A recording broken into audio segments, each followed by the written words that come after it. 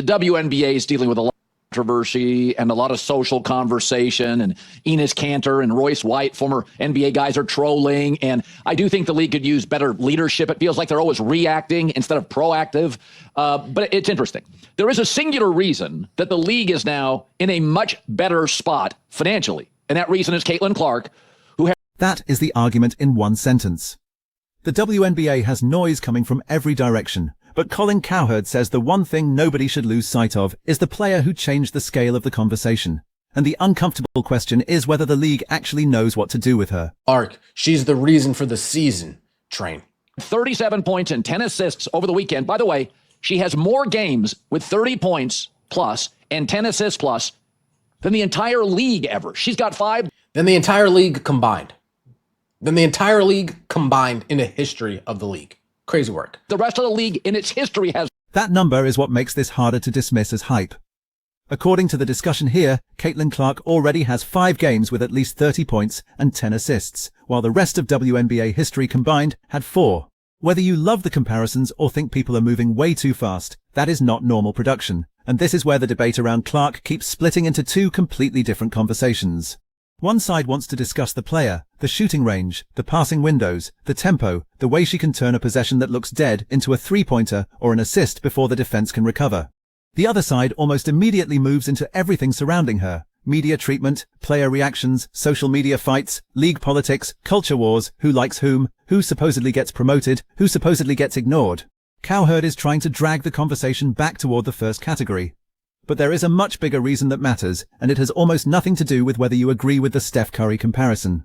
Because later, the real issue becomes whether all this controversy is accidentally helping the WNBA grow, or whether the league is burning energy around its biggest attraction instead of building around her. 4. Wow. She is Steph Curry, but with kind of a Michael Jordan mindset. All business, all basketball, has no opinion or comment on the controversies. Steph Curry with a Michael Jordan mindset. That is a gigantic comparison, and obviously it is designed to get your attention. But listen carefully to what Cowherd is actually emphasizing. It is not that Clark has Curry's exact resume or Jordan's championships. He is talking about 2 qualities: extreme offensive gravity and a public approach that stays centered on basketball. That second part may be more important than the first.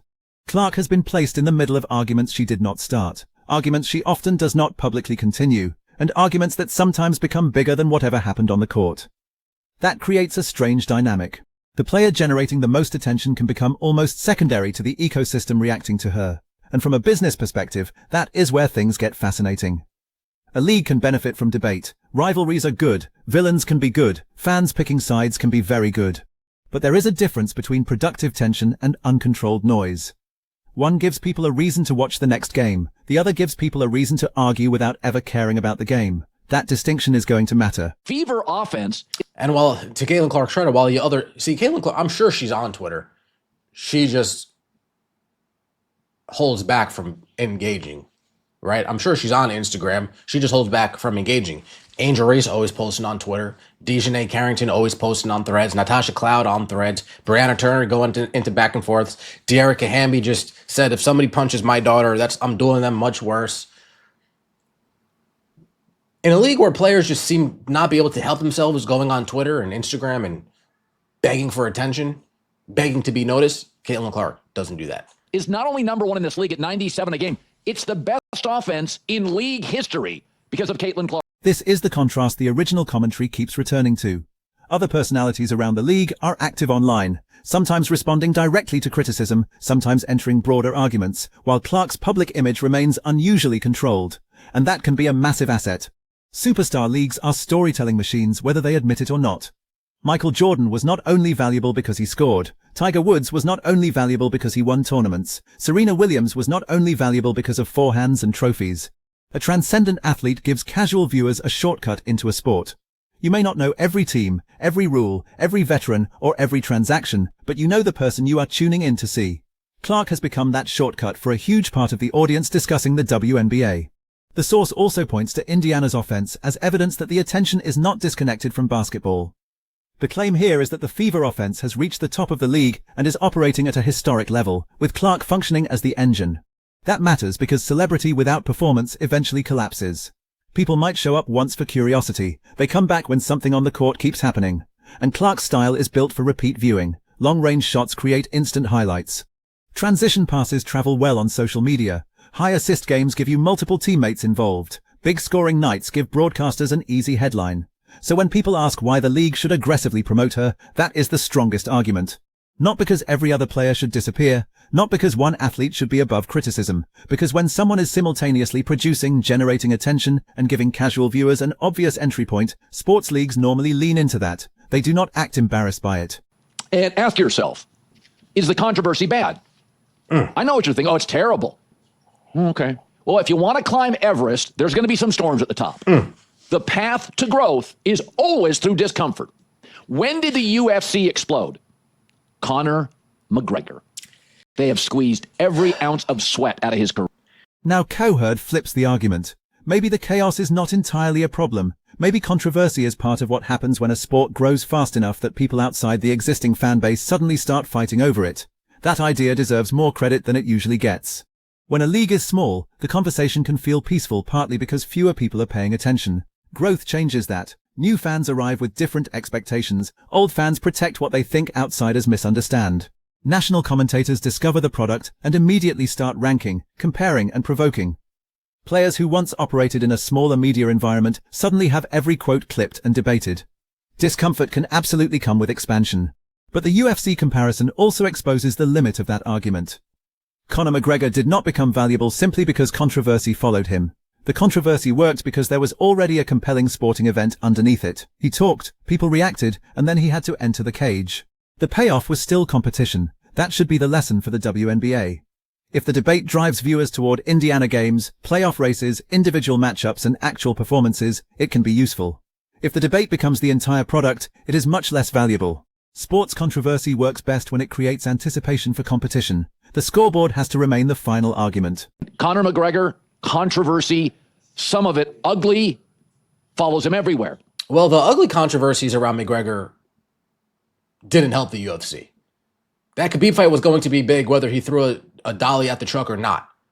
It was him talking hella shit, backing it up, knocking out Aldo in 9 seconds, and then off to the races we are.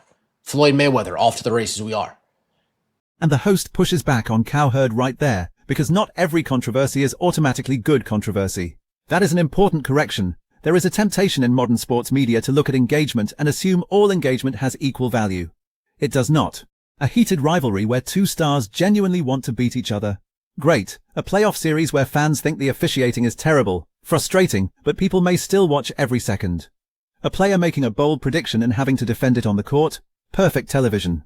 But a controversy that overwhelms the sport itself can become destructive. The McGregor example illustrates both sides. His personality helped turn fights into events. His trash talk gave fans emotional stakes before the opening bell. But once the spectacle starts drifting too far from competition, the same attention that helped create the star can begin consuming the star. That is why the WNBA cannot simply say, people are talking, therefore everything is working. The better question is, what are they talking about, and where does that conversation lead them? Does it lead them to Clark attacking a defense? Does it lead them to Kelsey Mitchell scoring alongside her? Does it lead them to watching a full Fever game rather than a 20-second argument on social media? Does it make them learn another roster because they want to understand the matchup? If yes, that controversy is functioning like marketing. If no, you may be generating impressions without building fandom. And that is the part of Cowherd's argument that needs a little more precision. Storms around the mountain may come with growth, but nobody climbs Everest because storms are entertaining. They climb because the mountain is worth seeing. When I loved boxing, and arguably it was front page in American sports sections, when Muhammad Ali was a conscientious objector to the war. Yeah. Golden State, stacked roster, last dynasty. Adam Silver didn't like it at all. Literally changed the CBA. Patriots, Spygate, Deflategate. Dodgers dynasty, unfair, stacked. Cowherd's broader point is that major sports properties have survived enormous controversy. Muhammad Ali's career became inseparable from political and cultural conflict. The Warriors dynasty produced endless arguments about competitive balance. The Patriots spent years surrounded by debates that went far beyond individual games. And yet those sports did not collapse under the arguments. Why? Because the product underneath the argument was powerful enough. That is the standard the WNBA should be chasing, not a controversy-free environment. That is impossible once the audience becomes large enough. The goal should be a league where the basketball is strong enough that the controversy feeds back into basketball. There is another difference worth acknowledging. The NFL, NBA, boxing, and other established sports already had generations of built-in fans when their biggest modern controversies arrived. The WNBA is dealing with explosive new attention while still trying to convert a significant portion of that attention into long-term loyalty. That makes the margin for error smaller. A lifelong NFL fan can hate a commissioner's decision and still watch Sunday. A brand new WNBA viewer has no such attachment. If their first experience feels like every game is merely background material for another online fight, they can leave just as quickly as they arrived. Which is why Clark staying publicly focused on basketball may be unusually valuable right now. She offers a stable center while everything around the league feels unstable. You do not have to agree with her fans. You do not have to believe every record guarantees future championships. You do not have to pretend the Fever are flawless. You just know what the attraction is. She plays. The Steph, Golden State, Tom Brady, Patriots, Shohei with the Dodgers. College football and basketball ratings up, up, up. Last 3-4 years with NIL, transfer portal, the entire time, the entire off seasons. Shrouded, clouded in controversy. Now you got NFL guys going to college and the ratings are going up. Sometimes to get distracted people focused, gotta shake things up. Ratings rising during messy periods is another piece of Cowherd's case. College sports survived years of arguments over NIL and the transfer portal. Fans complained that the old system was disappearing. Coaches complained about roster movement. Analysts declared that everything was becoming chaos, and yet the games remain major television properties. That supports one part of his theory. Controversy does not automatically repel audiences. Sometimes it creates urgency. But notice what the most successful controversies have in common. They give fans a side. Alabama versus everybody. A dynasty versus the people who are tired of the dynasty. A superstar versus the defense trying to stop that superstar. The controversy simplifies the emotional stakes. The WNBA already has that opportunity sitting in front of it. Clark does not need every viewer to like her. In fact, universal approval would probably be less interesting. Sports becomes sticky when people care about outcomes. Some fans can tune in hoping she drops 35. Other fans can tune in hoping somebody holds her to 12. Both groups are watching. That is why the league's biggest opportunity is not to eliminate disagreement around Clark. It is to convert disagreement into appointment viewing. Promote the matchup. Promote the defender who wants the assignment. Promote the guard who thinks she belongs in the same conversation. Promote the team trying to knock Indiana off. Then when the game ends, let the result generate the argument. That is far healthier than allowing the argument to become detached from the event. Because once fans believe the only story is what somebody posted afterward, the league is voluntarily turning its most valuable live product into supporting footage for social media drama. Go look at sports when Tiger Woods broke through. TV networks, I was at one, dealt with it for years. Overexposure, give me a break. We were following every single Tiger shot, lead or not, and by year 2 to 3, he was in the lead always. So I keep hearing about FIFA. We just had World Cup, smashed the ratings, the World Cup, the entire time. Rigged. Argentina getting every break. This thing looks rigged. Argentina, Messi, the popular team getting the calls. The champions going for a repeat. In FIFA, by the way, there's been claims of corruption forever. Tiger Woods is probably the cleaner comparison for what Cowherd is trying to describe. Golf already existed at the highest level before Tiger. It had stars, traditions, sponsors, and major championships. But Tiger changed the size and composition of the audience. Networks did not respond by pretending every golfer needed exactly equal camera time.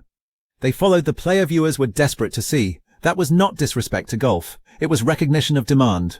The WNBA does not have to copy that model perfectly, because basketball is a team sport, and every game requires 10 players on the floor. But the principle is obvious. When an athlete creates unusual audience demand, your media ecosystem should make it easy for people to follow that athlete. That means promotion before games. It means contextualizing accomplishments. It means explaining why a matchup matters instead of assuming a casual viewer already knows. It means using the superstar as the front door and then introducing the audience to the rest of the house. And this is where criticism of league partners becomes more interesting than simply saying they hate Clark, because motive is difficult to prove and usually less important than the outcome. The measurable question is whether coverage is maximizing the moment. If viewers arrive because of Clark and your programming teaches them about Arja Wilson, Nafisa Collier, Brianna Stewart, Sabrina Ionescu, Kelsey Mitchell and the rest of the league, everybody can benefit. That is how a breakout star expands a sport. You do not protect the rest of the product by shrinking the front door. You invite people through it. It is. CC in the WNBA is like watching Tiger enter the PGA or Serena enter tennis, but in this case, since women have so many different nuances in how to cover their sports, there's nothing like the discourse around CC. It's wild to witness. Very, very point. She is statistically having the greatest season by a point guard in WNBA history, while leading the best offensive team in league history, despite having a... And now we reach the payoff Cowherd has been building toward. Clark is not merely a marketing phenomenon in this argument. The source describes her as producing a historically significant point guard season while directing an elite offense. That changes everything. Because if the attention were disconnected from production, the league could reasonably treat the hype more cautiously. Sports history is full of athletes who generated headlines before their performance justified the size of the spotlight. This is different. Clark's appeal comes from a style that is both statistically productive and easy to understand visually. A 30-foot three does not require an analytics degree. Neither does a pass threaded between two defenders. A double team near half-court tells a casual viewer immediately that the defense is scared of something, that visible gravity is part of what made Curry revolutionary. Again, Clark does not need Curry's accomplishments for the stylistic comparison to make sense. The comparison is about how shooting distance stretches geometry. The Michael Jordan portion is more about demeanor in Cowherd's framing. Keep the public messaging controlled. Let other people argue. Make the game the response. Put those qualities together and you get a superstar archetype leagues normally dream about. Spectacular enough to generate highlights, productive enough to justify attention, restrained enough publicly that the central story can remain basketball. And that is why the answer to the controversy question is not simply that controversy is good or bad. The real issue is direction. Clark-centered controversy that leads audiences toward competition can accelerate growth. Controversy that constantly pulls the audience away from competition can waste the exact advantage her emergence created. That is the line the WNBA has to manage. Not silence, direction. Colin's right on this one. Caitlin Clark is all basketball, no sideshows. In the league that keeps finding new ways to step on rakes, she's the one person who just shows up and plays. That's exactly what they should be selling. That comment from the audience gets very close to the heart of it. Clark keeps showing up and playing while the league around her keeps finding new arguments. And there is a strategic lesson buried inside that simplicity. The WNBA does not need Caitlin Clark to become louder. It does not need her responding to every player, every commentator, or every post. Her restraint creates room for everybody else to tell the story.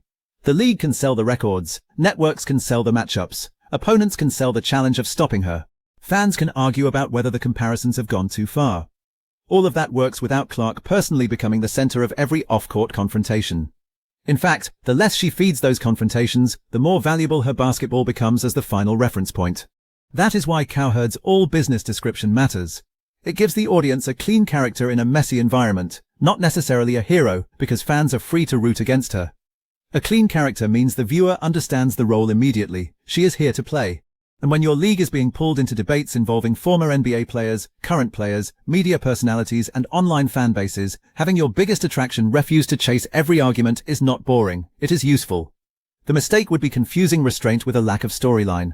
Clark's storyline is incredibly easy to sell. Can somebody stop this offense? Can she reproduce these numbers against the next defense? Can Indiana turn spectacular regular season performances into something bigger? Which opponent is going to take the matchup personally?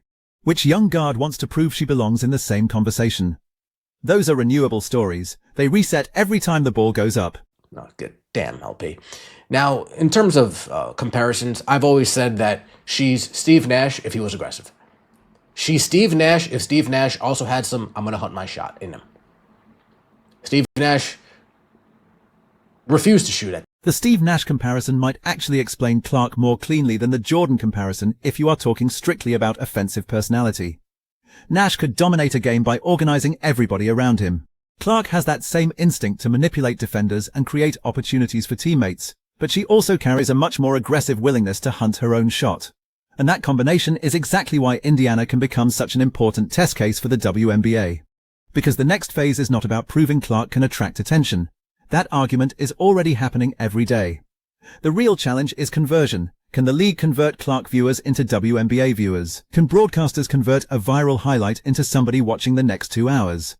Can Indiana's opponents turn resentment, rivalry, or competitive pride into games that feel like events? Can other stars use the bigger platform without allowing every conversation to become a referendum on Clark herself? That is where leadership matters. Cowherd criticized the league for appearing reactive rather than proactive, and whether you agree with every example he uses, the proactive version is easy to imagine. You establish the basketball story before social media establishes another one for you. You tell viewers why tonight matters. You market the tactical conflict. You build recognizable rivalries. You explain the records in real time. You make the schedule feel consequential. Then controversy becomes seasoning instead of the meal. And this is also why the constant urge to either crown Clark as untouchable or tear her down to defend somebody else is so counterproductive. Sports do not require equal outcomes to create a healthy league. One player can be the biggest draw while another wins MVP. One player can dominate television while another team wins the championship. A rising superstar does not erase everybody who came before her. The smartest thing a league can do is use concentrated attention to create distributed interest. Somebody comes for Clark and discovers another player. Somebody comes to root against Indiana and becomes attached to the team trying to beat them. Somebody watches because of a controversy, stays because the fourth quarter is incredible, and suddenly they know the standings. That is how temporary attention becomes habit. So when Cowherd says Caitlin Clark is Steph Curry with a Michael Jordan mindset, the exact comparison is almost less important than what he is demanding from the WNBA. He is saying, recognize what you have. A player does not have to be perfect to be marketable. She does not have to win every game. She does not have to respond to every controversy, and the league does not have to pretend controversy disappeared. It simply has to understand which part of the story should remain at the center. The basketball. Because if Clark keeps producing performances that force people to watch, the WNBA has something every sports league spends years searching for. A star who can pull casual viewers through the door without needing an artificial storyline. What happens after those viewers arrive is now the league's responsibility, so you have to choose. Is Cowherd right that all this controversy is simply the turbulence that comes with the WNBA finally reaching a bigger stage, and the league should embrace Clark even more aggressively as the centerpiece of that growth? Or has the noise already become too disconnected from basketball, meaning the WNBA risks wasting its biggest opportunity by letting every argument overshadow the games? Pick a side in the comments. If you think the league should build the promotion around Clark and let the competition answer everything else, say so. If you think the attention has become excessive and the WNBA needs a different balance, make that case too. Like the video, subscribe, and turn on notifications, because this debate is not disappearing as long as the performances keep giving everybody something new to argue about.